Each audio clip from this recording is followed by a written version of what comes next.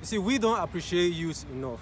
As you get older, it becomes a lot more difficult to learn and adapt to a number of healthy habits that keep you fit and healthy.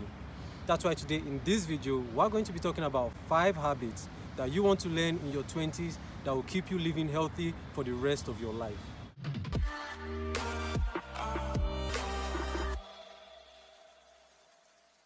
Number 1, set clear goals and a plan.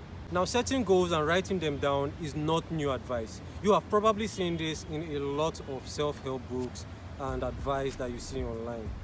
But what follows is often neglected. Making a plan, a doable plan. As someone great once said, making a goal without a plan is just a wish. Now, this is something I practice in virtually every aspect of my life, but for the sake of this video, we're going to keep things in the context of fitness. Now, let me tell you something about a client who wanted to lose weight a while back.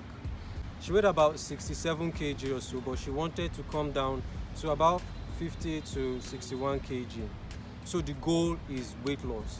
A lot of people just write down goals. You just write down the goal you want, target 50 to 61 kg, and just leave it at that without making actionable plans.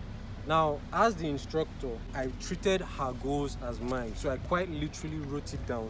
I don't know if you can see it, target 50 to 61 kg. Over the next few weeks, I proceeded to creating little plans that I carry when I go training. So you have like this is for dance aerobics. So these are the exercises that she would hit multiple times over the week.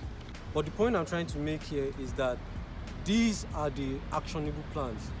One thing a lot of people do not understand is that the goal can remain the same, the plan can be flexible. Okay?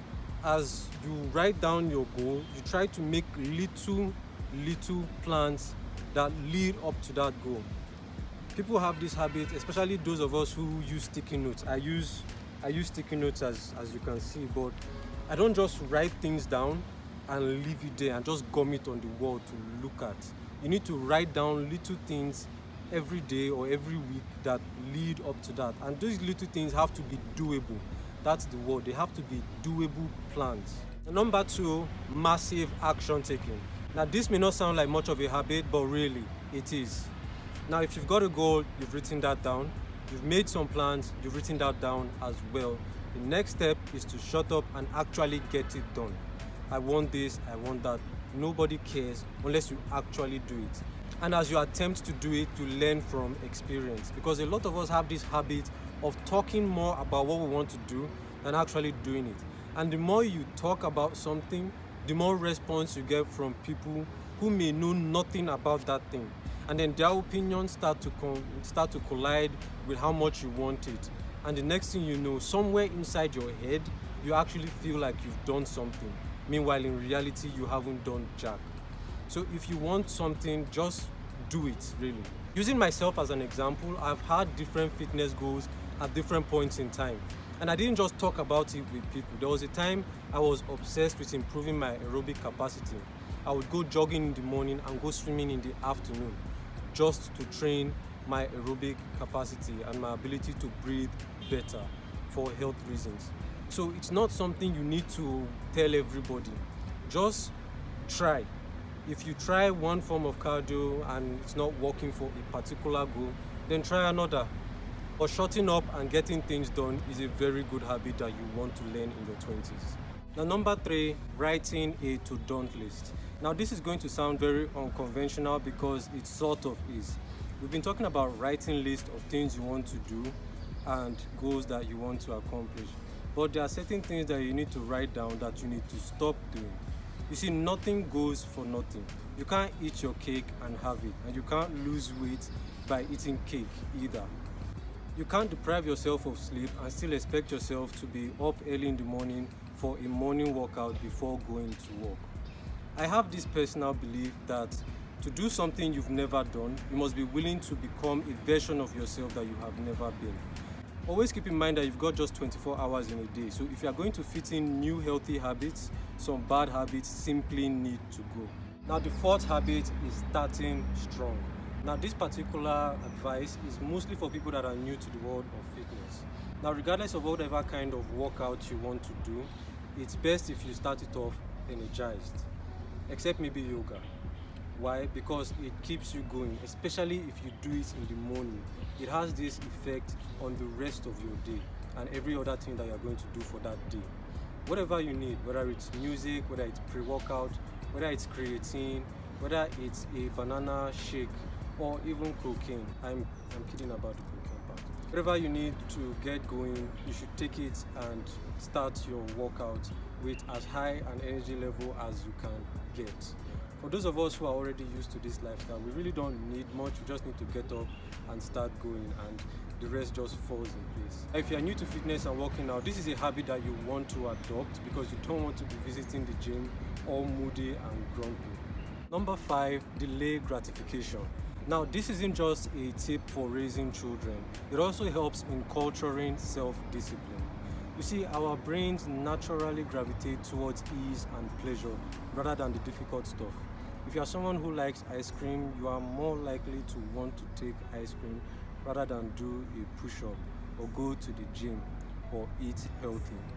It takes a certain level of self-discipline to tell yourself that, okay, when you've hit 1,000 push-ups, you will reward yourself with this thing, not before but after. That's why it's called delayed gratification. You tell yourself that at the end of the walk, you will be rewarded. For example, for those of you who count steps, you can tell yourself that if you can hit 10,000 steps in one day, you are going to reward yourself with so snack. And when you do this over and over again, you begin to find joy in doing that thing that is difficult and rewarding yourself at the end of the day. Before you know it, you are more in love with the actual thing, the actual difficult thing, rather than the reward itself. By the time you apply this in different goals, different plans that you've drafted out, you realize that you start falling in love with the process rather than the reward that you are actually looking for. So delayed gratification is a very good habit that you want to develop from virtually any stage in your life, in any context, not just fitness. So those are the 5 habits I wanted to tell you guys about. But because I like you so much, I'm going to throw in a bonus 6th habit, and that is extreme accountability. In other words, stop blaming others and take full responsibility for your actions and inactions. Earlier on, I talked about how oversharing your goals and plans is actually a bad habit. But if you are sharing those goals and plans with a very few amount of the right people, then it can help with your accountability towards those goals and plans. There are certain friends that you have, there are very few friends that you could have that would actually remind you about projects you said you were going to start, courses you said you were going to do, things that you said that are important to you. There are certain people that you can tell your goal this year, and even if you talk to the person 1 year later, they will remind you about that goal. They will ask you, guy, how far this thing you said you were doing, how far this program that you started. People that actually hold you accountable to your fitness goals are people that want to see you grow, people that want to see you healthier. Can you imagine an alcoholic reminding you about stopping your drinking problem? So think about the kinds of people you share your goals with, especially in the realm of fitness. A lot of people go into fitness and actually give up on their fitness goals.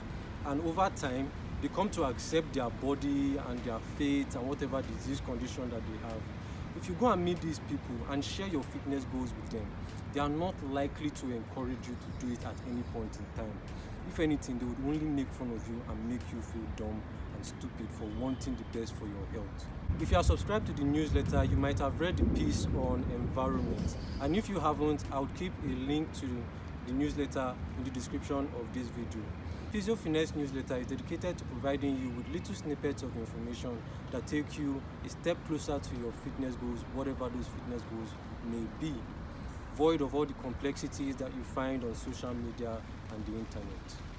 Now it actually looks like it's about to rain here, and thank goodness it's the end of the video. So thank you so much for watching, guys. Remember to give this video a thumbs up, subscribe if you haven't already, and let me know in the comment section which other habits do you think I left out, and tell me if you practice any of these habits that I've mentioned in this video. That said, I will see you guys next week. Stay fit, stay healthy, Mad love. Peace.